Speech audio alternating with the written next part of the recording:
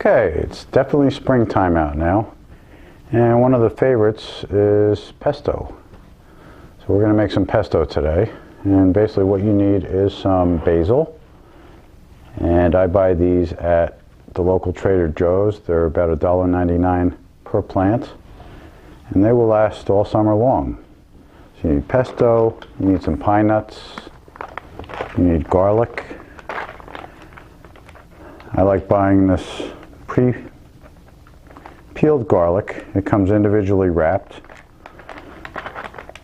with maybe 5 to 7 cloves in a bag. It's not as strong as fresh garlic, but it's definitely a lot easier to use and saves you a lot of time.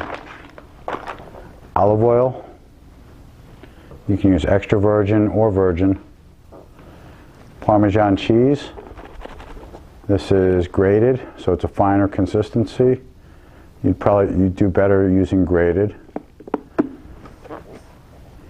And either a food processor. If you don't have a food processor, then a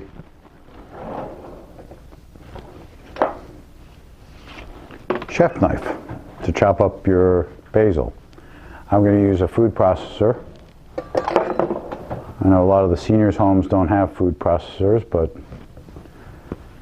so first what I'm going to do is I'm going to toast the pine nuts. And you could do it in the oven or in a frying pan. You want to take your pine nuts,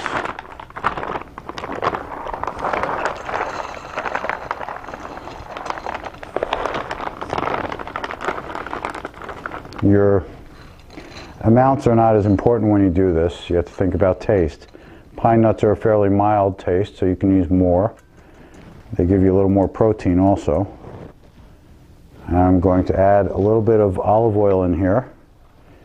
You don't have to use olive oil, but I find that sometimes the oils in the nuts will discolor the pan. So, and I'm going to put a tiny little bit of salt in there. I'm going to season each ingredient separately. And I'm going to stick this on the stove, a low to medium heat.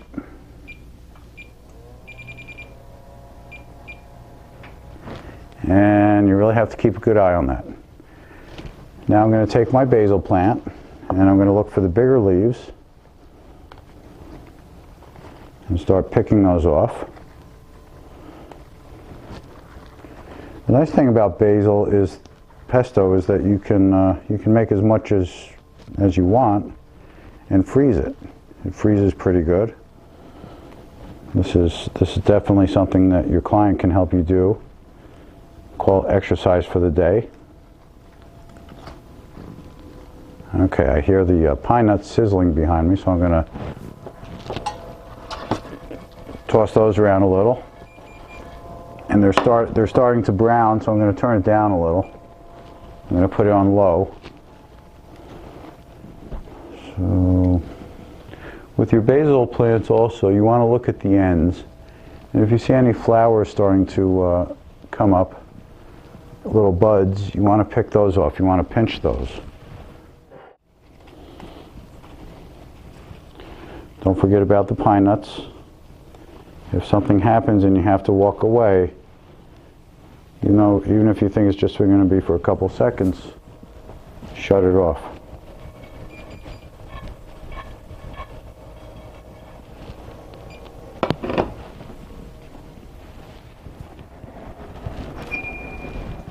Okay, so I'm going to take the basil, throw it in the colander so I can go wash it off.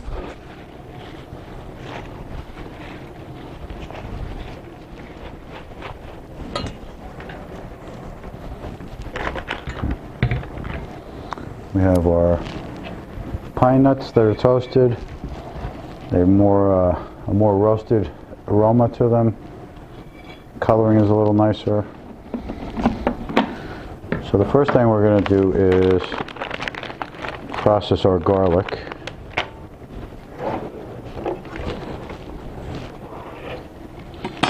And even though these are pre-peeled and almost ready to go, They do have the little stem pieces to them, so I'm going to cut those off. Take this one, cut the little pieces off.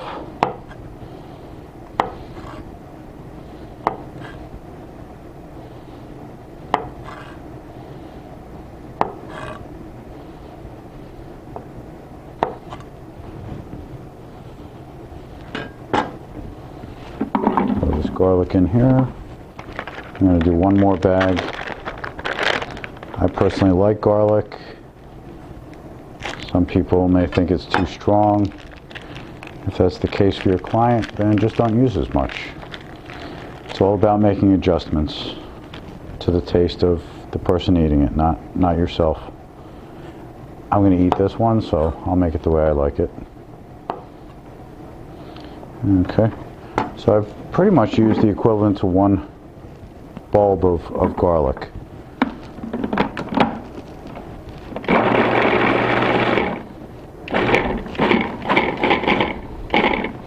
Okay, I'm going to chop that up. I'm going to add my pine nuts.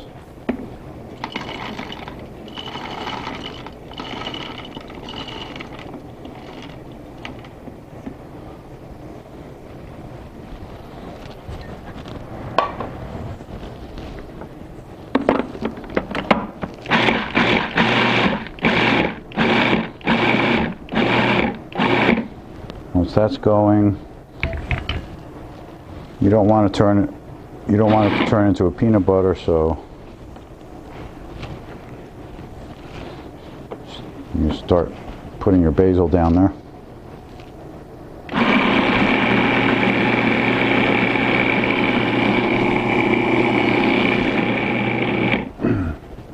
Now in a slow stream, I'm going to add olive oil.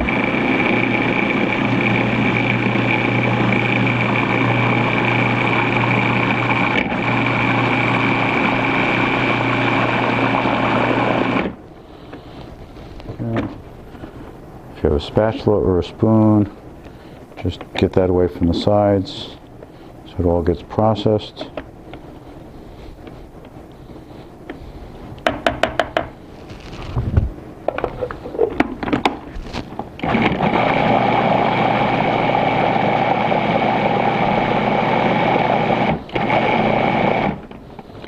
I used about a half a cup of olive oil in there. I'm going to put a little salt in there. See how I put the salt in my hand first? It's about a teaspoon of salt. I put it in my hand so that if I'm pouring it and it slips, I don't get too much in, because it's pretty hard to take it out once you put it in.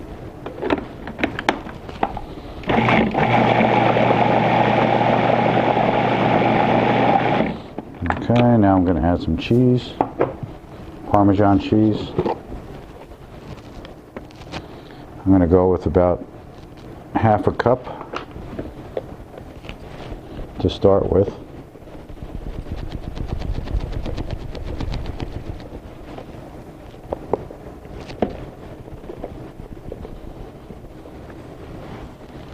This is going to help bind it, pull it together, make it a little thicker.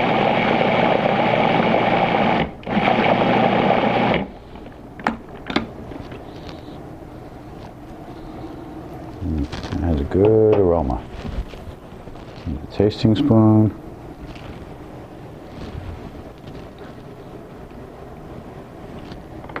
Okay, it definitely needs more salt, so I'm going to put another teaspoon in.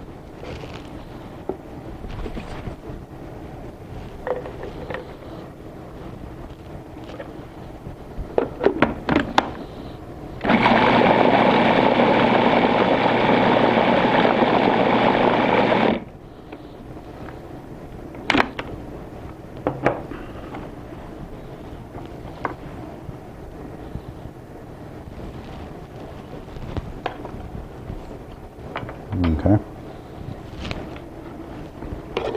that's good on the salt. The Parmesan cheese is pretty salty, so you want to be careful how much salt you add to it. You have to taste it. You have to give the salt time to dissolve so if you add the salt, stir it a little, and then taste it, it's not all dissolved, so the flavor of the salt is going to intensify.